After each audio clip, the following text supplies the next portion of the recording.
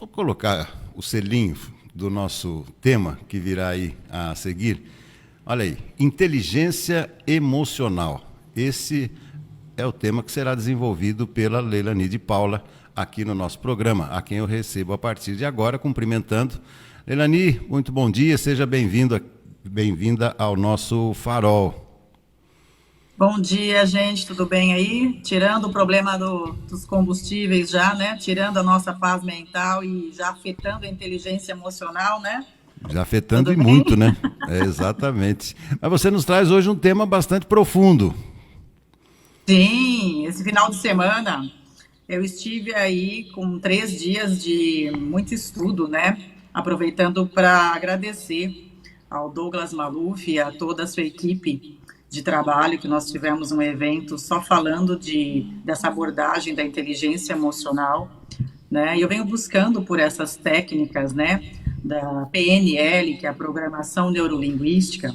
Então, é uma abordagem importante, principalmente para nós, profissionais, pessoas que estão na liderança, para nos autoconhecer, para realmente nós conseguirmos gerenciar essas emoções, né? Porque impedi-las que elas aconteçam é impossível, mas nós podemos ter não ter a reatividade, né, negativa, e sim positiva diante de tantas adversidades da nossa vida, né?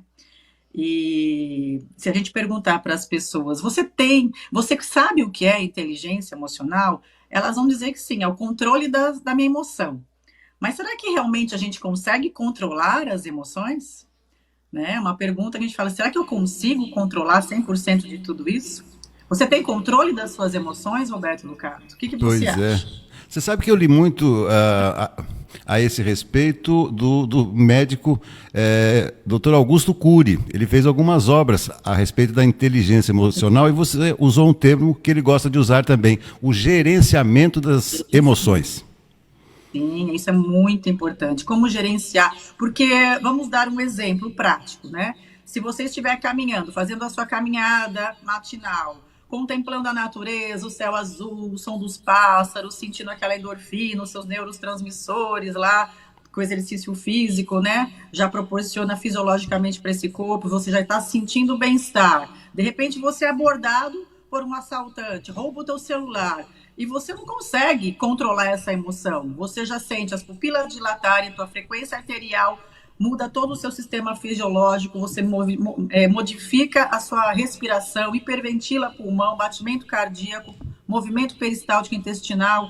Então, você não tem controle fisiológico desse corpo, dessas células, entende? Mas eu posso ter um gerenciamento dessa emoção para que esse evento traumático, pós-trauma, eu consiga lidar. Porque se você não tem uma inteligência emocional, você nunca mais caminha, nunca mais eu vou naquele lugar, né? Se você sofre um acidente de carro, você nunca mais vai dirigir.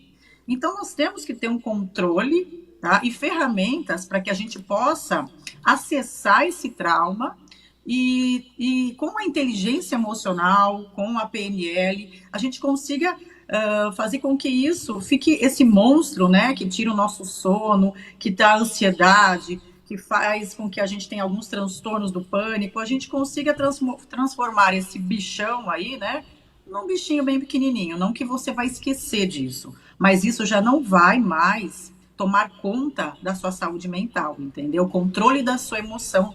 Então, você tem que gerenciar isso de uma maneira positiva.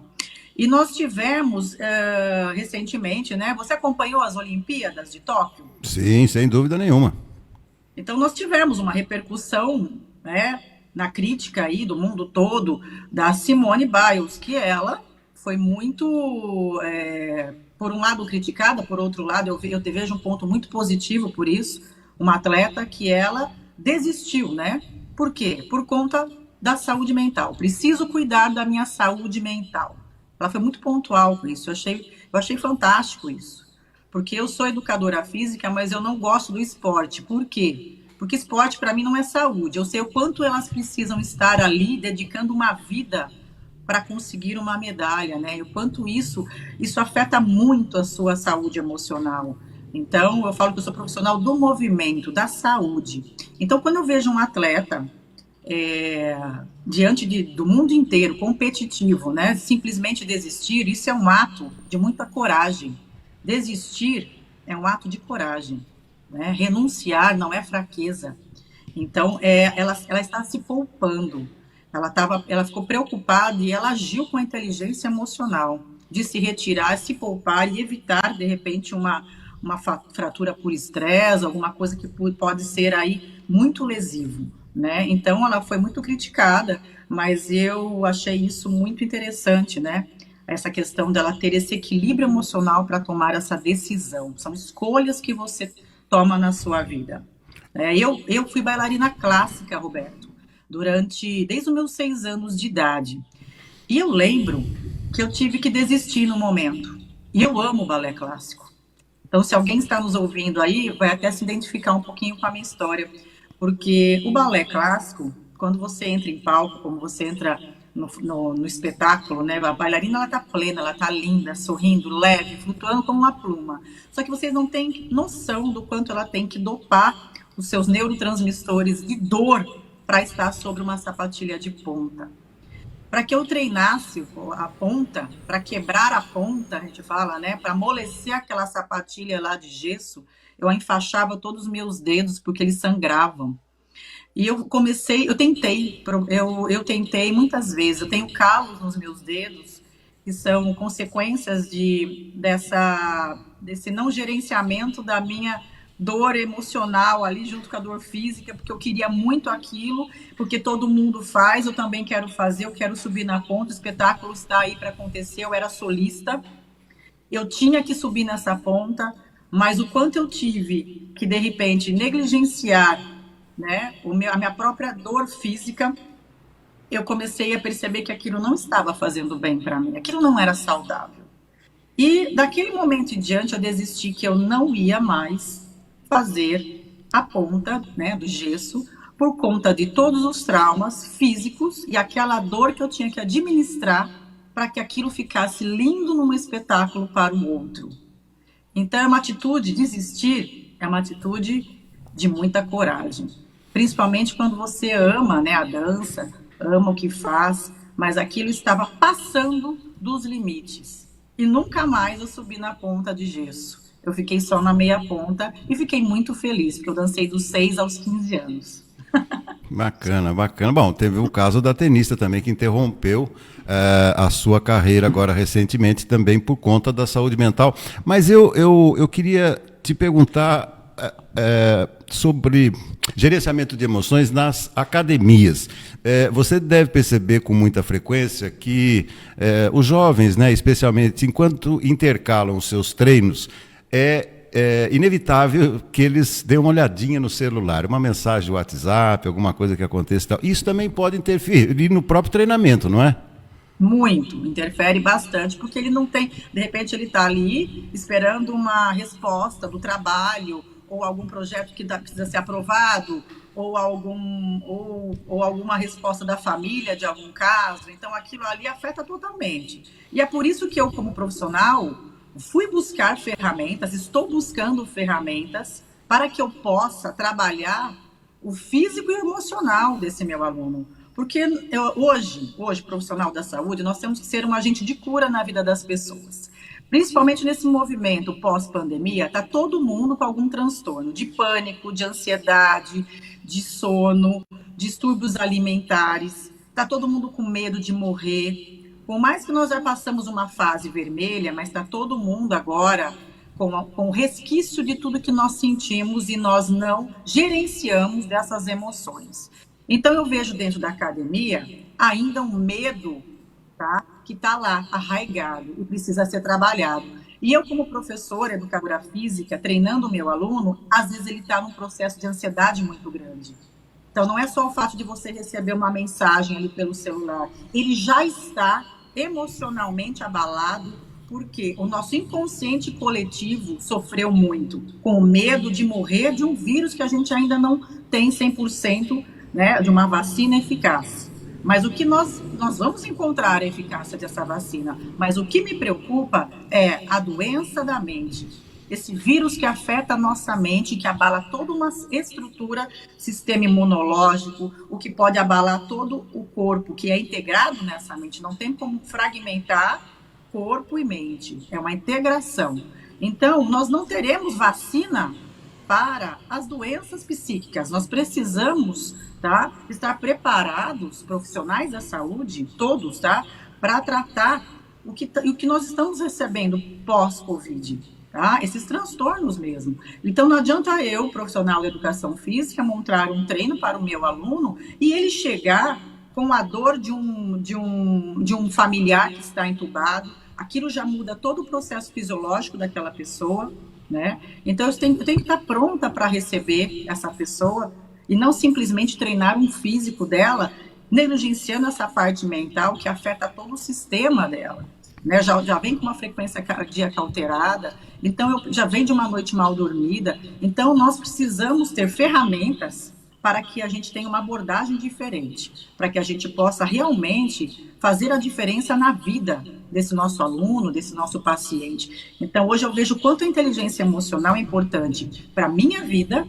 para o meu autoconhecimento, para a minha cura, para o meu autocuidado e para fazer com que o outro também fique bem.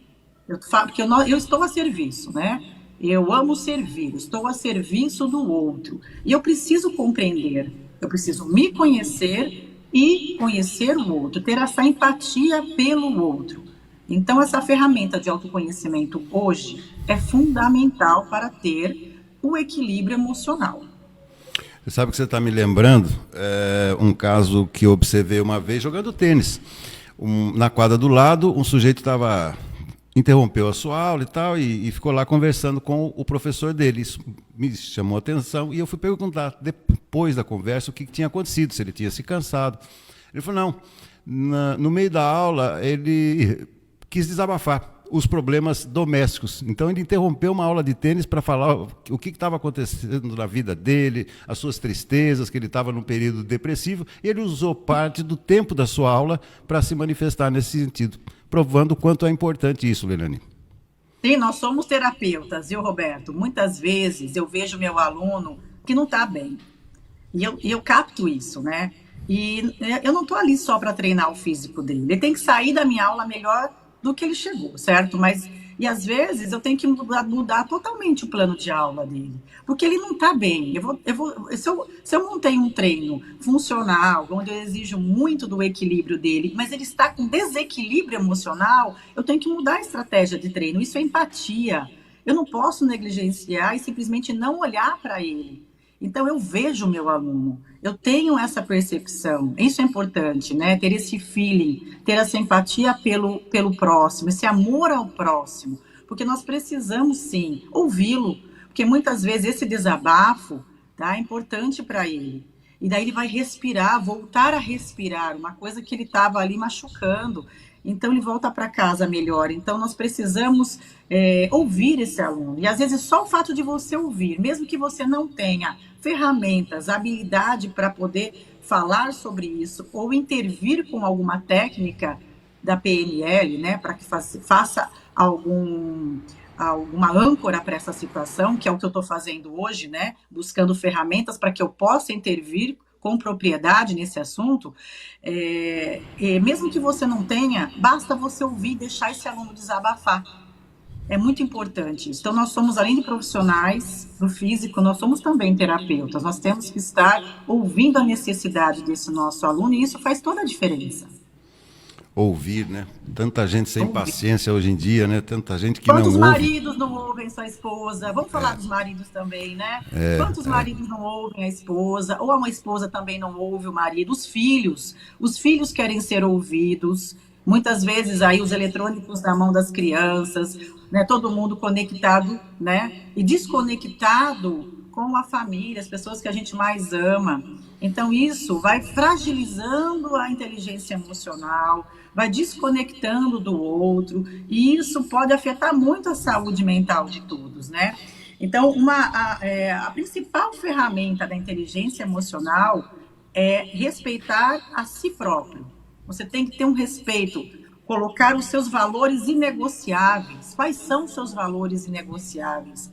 Então, nós temos que ter esse respeito, tá? Colocar os limites, esse amor próprio. Então, começa por aí essa inteligência emocional, saber os seus limites, né? Então, é importante, gente, a gente estar conectado aí com essa informação de como buscar esse autoconhecimento e como fortalecer essa inteligência emocional, além do Bacana. físico, né?